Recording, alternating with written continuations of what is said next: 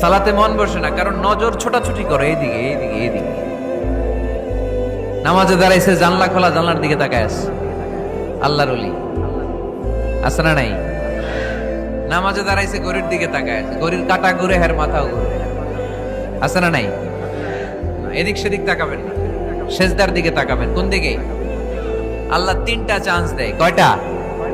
একবার যখন এদিকে তাকান, আল্লাহ বলে আকবিল, ফিরে আয়, ফিরে আয়, সেজদার দিকে তাকা। আবার যখন তাকান, আল্লাহ বলে আকবিল, ফিরে আয়, সেজদার দিকে তাকা।